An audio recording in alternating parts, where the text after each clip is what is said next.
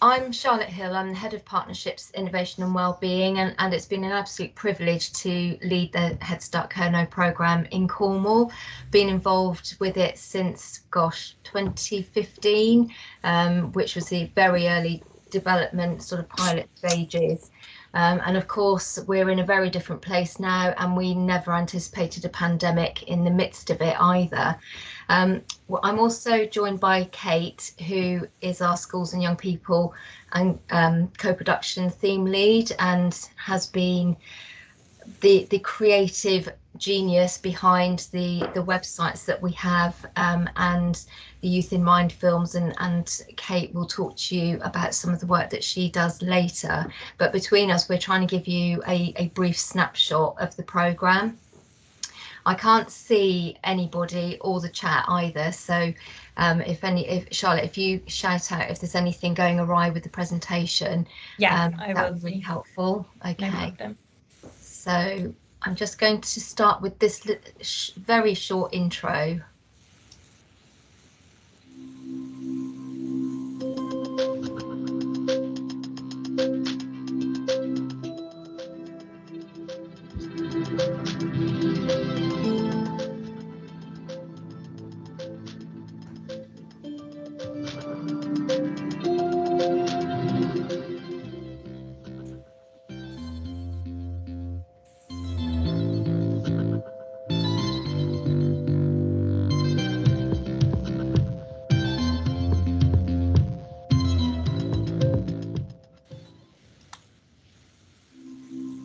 So it is a brilliant place for children and young people to grow up, but not universally.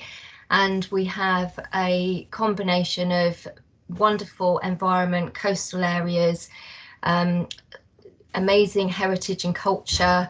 But what we don't have is a very strong economy in Cornwall. We've got lots of gaps in terms of skills, and also the rural and coastal nature of Cornwall makes it extremely problematic for lots of young people to get around affordably, or even be on transport routes as well.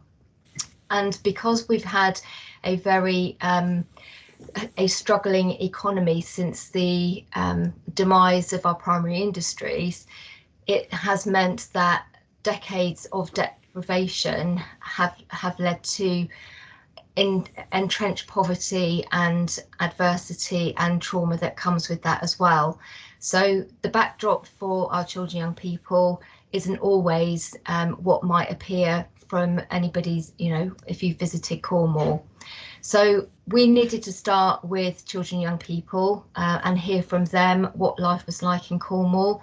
And if you can kind of think back about 6 years now where we were, the services landscape was very, very different. Our CAMS service was very different, and there was a very different, we'd not long gone into a kind of unitary authority system as well.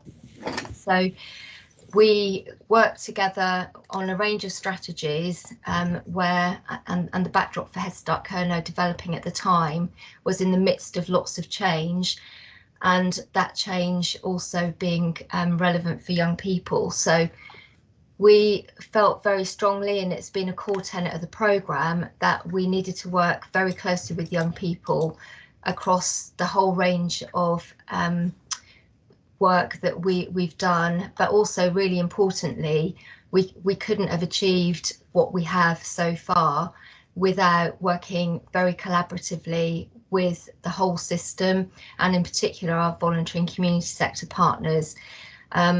What you'll see through the presentation is just what that combination of skills and expertise has brought, and the involvement of children and young people has given the whole brand of HeadStart Kernow a youth feel, and it's a lot more accessible than if we'd have, I think, tried to deliver something similar but from a very traditional kind of local authority or other public services perspective. So it's really important that we listen and involve young people all the time. So we started off with a model. So some of the foundations of the HeadStart model came from the early discussions with the lottery and what their aims for the programme was at the time. But on this slide, what you'll see is the model that we started with, and looking at that over the course of the last few years, it has stood the test of time. Obviously, in the very early days, we didn't have TIS practitioners, we didn't have the Bloom model, but we did have an understanding of what needed to sit to enable that universal proportionalism, so that all children and young people need good mental well-being and good levels of emotional health. But obviously, for some young people, there is a greater need for support, and so we needed to work through what that might look like, with a focus on prevention and early intervention as part of a wider system. And the model we built that from was the one from Brenner one, which at the time shows essentially the resources and the people around young people. When we looked at that with young people as part of the early days of the development of the programme, they rightly put the digital that is wrapped around them. So you'll see that in this diagram. And you know, the digital world is very real for them. But I think the other thing that we've learned, and Kate will touch on it later, is that we shouldn't make assumptions about what we believe young people get benefit from. So it was good to hear earlier that we're not looking at policy direction going one way or the other, but there will be choice for young people, both in terms of access to face-to-face support and the online support as well. So I suppose the pandemic has been a defining moment for so many reasons in terms of our programme. And again, we've done a lot of work as a partnership to understand what the last 18 months have been like for children and young people. So trying to gather as much real-time intelligence as possible, particularly through the schools that we've been working with, but also our voluntary sector organisations and through the programmes. So we had an Are You OK survey, which Kate designed, and we ran that 3 times over the last few months, just to get a sense of how young people were coping and what they were using in terms of coping, because obviously through lockdowns, the normal routines were completely stopped. Children's life events, you know, transitioning from one year to another, from primary to secondary, from secondary to college, they were entirely disrupted, and the usual social connections were severely affected, right across the age range, including babies as well. So there's been a lot of ongoing conversation and ongoing connection with all of our stakeholders and partners and young people. And some of the things that you can see in terms of this slide are the issues that are coming up, particularly from the school community, and also in relation to those offers that Daniela was talking about earlier, which were things like the wellbeing education return, and more recently the mental health leads offer as well. So we've deliberately been proactive about how we continue conversations, so that all the time we're in touch with what's going on. And I know for some of you at previous events like this, we've touched on some of that relating to safeguarding and the rising risk of young people being targeted through digital means in terms of exploitation.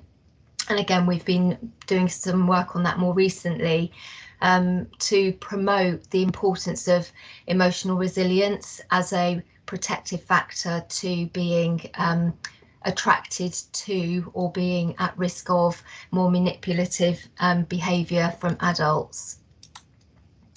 So one of the other instrumental features of the programme and the partnership, the emotional and mental health partnership, is about being trauma informed, and the I Thrive framework. So our CAMS transformation plan very early on committed to the use of the I Thrive framework, and Cornwall's one of several communities of practice areas. It's provided us with a really good vehicle really for different conversations about planning emotional and mental health services, with a focus on prevention and early intervention, and at the heart of it, how can we support all children and young people to thrive, and also recognising that children and young people's experiences and the life events that they may experience are not linear. So the framework offers flexibility in terms of how we organise as a whole system, and that wider community and family environment to supporting young people. And in our HeadStart programme, we looked particularly at the role of being trauma informed and the trusted adult, the role of the trusted adult. And because most of our young people, and certainly for the HeadStart programme, our focus was secondary settings, so ages 10 to 16, to capture that transition age from primary to secondary, and the importance of being trauma informed throughout that as well. So to give you an example of our workforce development approach, we procured some workforce development from Trauma Informed Schools UK, and as you can see in that quote at the top, it has gone down extremely positively in Cornwall, and we've trained in excess of 1,000 staff, many of which are based in school, because the majority of young people are in school. But we also opened it up so that from a multi-agency perspective, a whole range of practitioners and professional staff were able to benefit from the training. It's had significant impact, but it's something that needs sustaining, because obviously people move around, and we're already seeing with some of the budget pressures, schools losing staff, and some of those are trained practitioners. But what happened almost simultaneously really was a convergence of attention being given to trauma and adversity in the adult system at the same time as children and young people. And so it's been extremely beneficial to look at this as essentially becoming one of the core principles of how we design and plan and deliver services moving forward. So part of our approach is something called Bloom, and it's a consultation model for professionals. So in the early days of the transformation plan and the HeadStart programme, it was probably fair to say that there was inconsistency and not such good coordination of services around meeting the needs of young people. And certainly from schools' perspective, they were finding it more and more difficult to deal with young people who were having emotional and mental health challenges. And certainly there was a period where we were seeing higher rates of exclusion as a result of behaviour. Hence why we felt the trauma-informed approach was an important one to test with schools. So Bloom essentially brings together the whole system. So in professionals and practitioners working with young people, with the support of clinical psychologists and primary mental health, to offer a kind of consultative discussion around the needs of a young person. So the young person would be brought to the attention, so a referral would be made into our early help hub, that would be triaged, and then if it was appropriate for a Bloom consultation, we would facilitate a meeting of the clinical and primary mental health team, the school, could be school nurse, it could be social care, voluntary sector, and the family would nominate their preferred professional.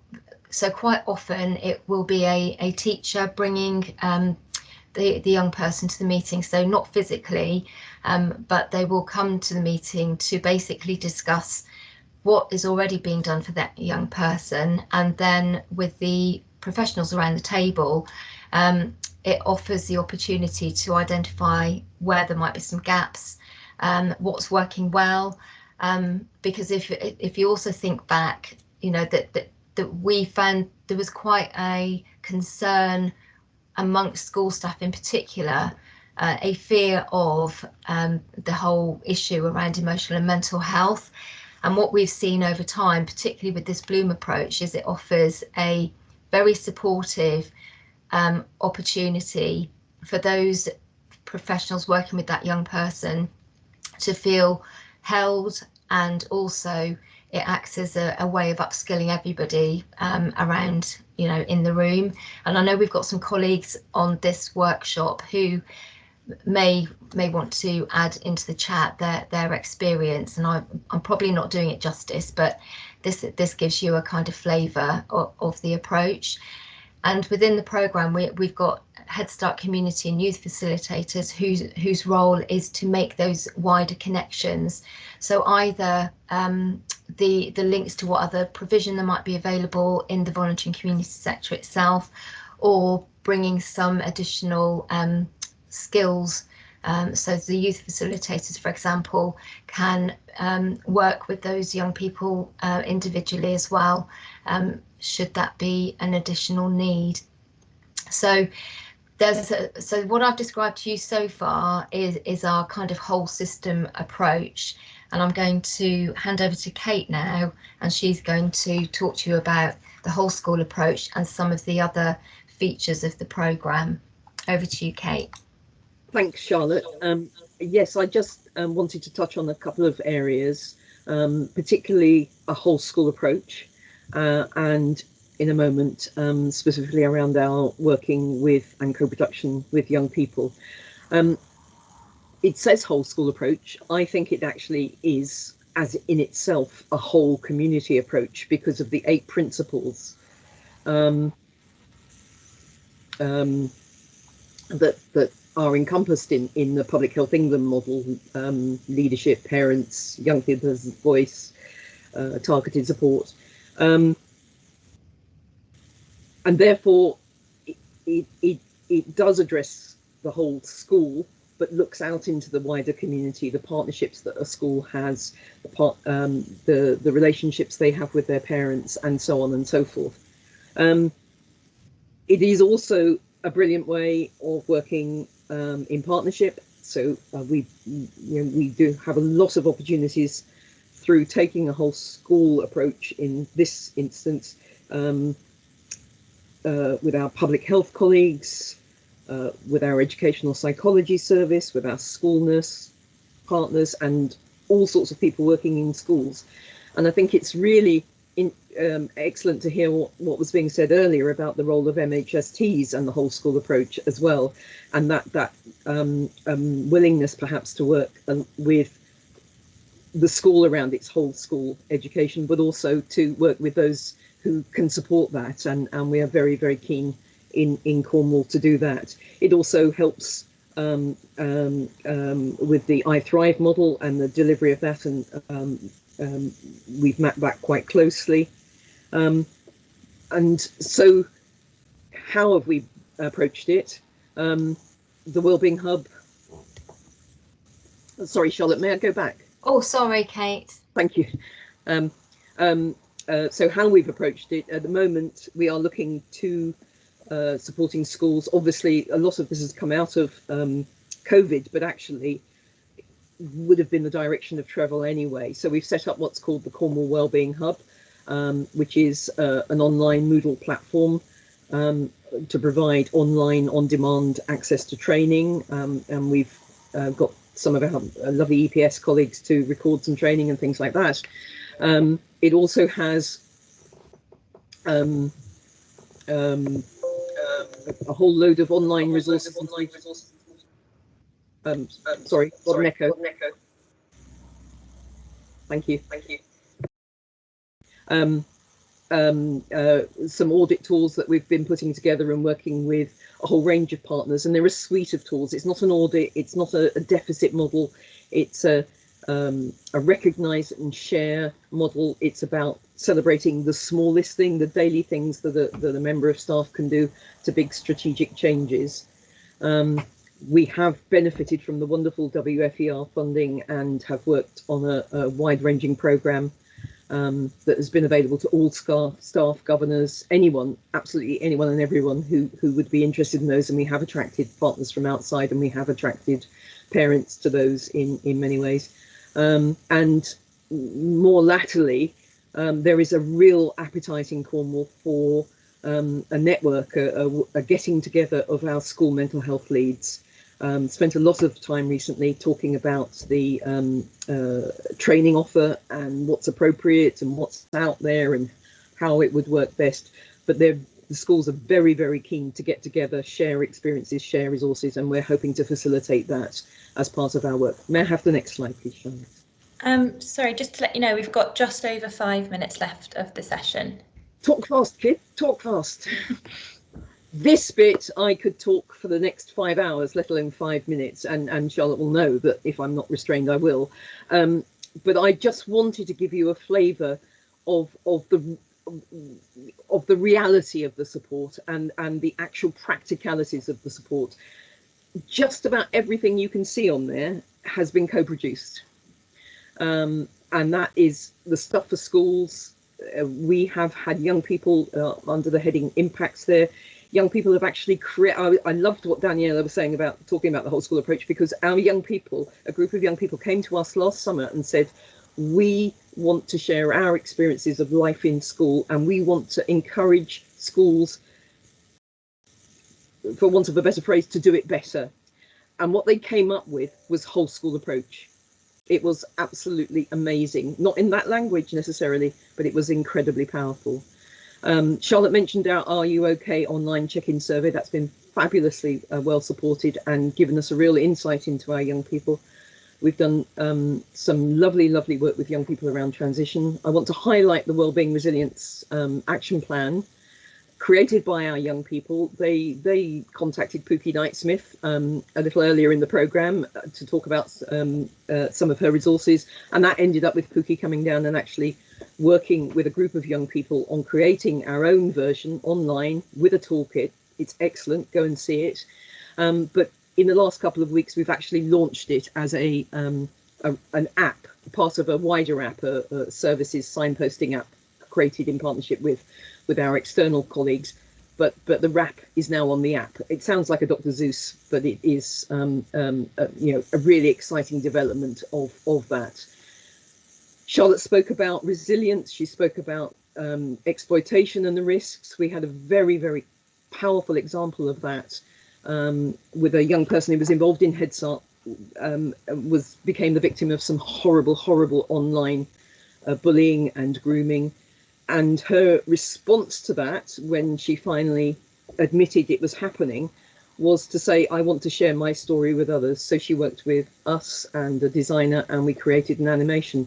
And it was that animation, I think, that really set us on a thought process around, we really need to focus on resilience, which was always a core part of the work of HeadStart, and inspired by the brilliant work of our colleagues in Blackpool, plus the amazing work of Angie Hart and Boing Boing.